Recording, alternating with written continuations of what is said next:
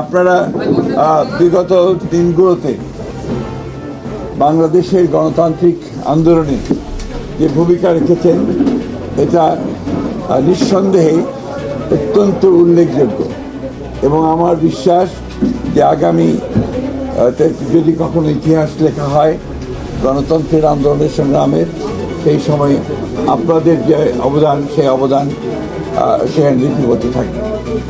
আমাদের এই কেন্দ্রীয় অফিস এটা আমাদের কাছে অত্যন্ত প্রিয় আমাদের এই অফিস, কারণ এখান থেকে পরিচালিত হয়েছে গণতন্ত্রের উত্তরণের সংগ্রামের সমস্ত আন্দোলনগুলো এবং এই অফিস থেকেই আমরা আমাদের নেত্রী দেশনেত্রী বেগম খালেদা জিয়া যিনি আমাদেরকে ছেড়ে চলে গেছেন তার নেতৃত্বে তার সভাপতিত্বে আমরা এই অফিসের সামনে বহু সভা করেছি যেগুলো জনগণকে অনুপ্রাণিত করেছে গণতান্ত্রিক আন্দোলনে ঝাঁপিয়ে পড়ে। আজকে খুব কষ্টের সঙ্গে আমাদের স্মরণ করতে হয় যে আমাদের সেই মহান নেত্রী যিনি আমাদের বাংলাদেশের সামগ্রিক গণতান্ত্রিক আন্দোলনে সবচেয়ে বড় ভূমিকা রেখেছেন, নেতৃত্ব দিয়েছেন এবং গণতন্ত্রকে আমরা ফিরে পেয়েছি বারবার। 91 সালে সেই 89-এর গণ আন্দোলনের সময় তিনি নেতৃত্ব দিয়েছেন, 91-তে সরকার গঠন করেছেন, পরবর্তীকালে 96-তে এবং তার পরের প্রত্যেকটি আন্দোলনে তিনি নেতৃত্ব দিয়ে গণতন্ত্রকে প্রতিষ্ঠা করার জন্য তিনি কাজ করেছেন এবং তাকে সেই জন্যই আমরা বারবার স্মরণ করি এবং আমি যে বিশ্বাস করি যে দেশনেত্রী বেগম খালেদা জিয়া শুধু বাংলাদেশ নয় আমাদের এই এশিয়া প্যাসিফিক অঞ্চলে গণতন্ত্রকে প্রতিষ্ঠার জন্য যে সমস্ত নেতারা নেতৃত্ব দিয়েছেন তাদের মধ্যে নিঃসন্দেহে অন্যতম। আমরা তার চাই যে আল্লাহ তাআলার কাছে প্রার্থনা করি যে তাকে যেন বেহেশত নসিব করা হয়, তার রুহের মাগফিরাত কামনা করি। আমরা এখন নতুন এক বাংলাদেশের জন্য কাজ করছি, স্বপ্ন দেখছি।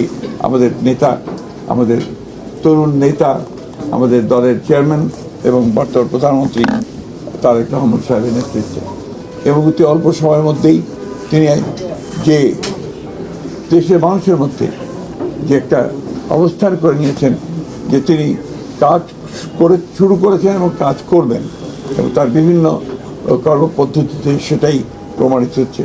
আমরা বিশ্বাস করি, আশা করি যে বাংলাদেশ জাতীয়তাবাদী দল তার নেতৃত্বে আরও শক্তিশালী হয়ে উঠবে এবং এই সরকার যে সরকার গঠন করা হয়েছে তার নেতৃত্বে সেই সরকার সফল হবে বাংলাদেশকে তার ইপ্সিত লক্ষ্যে নিয়ে যেতে এবং সত্যিকার অর্থেই একটা সুখী সমৃদ্ধ বাংলাদেশ গড়ে তুলবে, যা আমাদের প্রতিষ্ঠাতা শহীদ প্রেসিডেন্ট জিয়া রহমানের আমাদের লক্ষ্য ছিল। আমরা আশা করব যে আমাদের বাংলাদেশের সব মানুষ আমাদের দলকে সহায়তা করবে পূর্বের মতো সবসময়।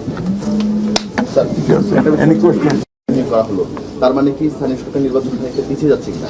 না, স্থানীয় সরকার নির্বাচনের বিশেষত নিয়মকানুন আছে তো সরকারি এবং যে প্রথাগুলো আছে সেগুলো কতগুলো মেয়াদ আছে, কতগুলো মেয়াদ শেষ হয়ে গেছে, সবগুলোকে এক জায়গায় নিয়ে এসে আমরা সরকারের তরফ থেকে একটা সঠিক সময়ে এই নির্বাচনগুলো দেওয়ার ব্যবস্থা আমরা করবো। তবে নিঃসন্দেহে এই নির্বাচনকে প্রাধান্য দেওয়া হবে।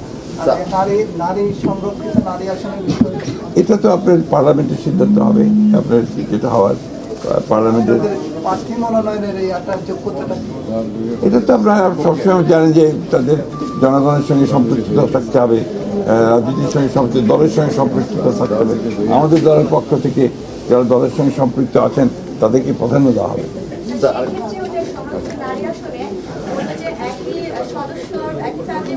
এখনই কিছু বলা যাবে না, আমি সেরকম কোনো সিদ্ধান্ত হয়নি। আরেকটা বিষয় হচ্ছে অনেক জায়গায় আওয়ামী লীগের অফিসগুলো খোলা আমরা চাইনি এবং আমরা যেহেতু আপনার আইনগতভাবে বলা আছে যে তাদের কার্যক্রম নিষিদ্ধ, সেইভাবেই এটাকে দেখা হবে সব জায়গায়। জি, আর কিছু এনিথিং এলস? Thank you.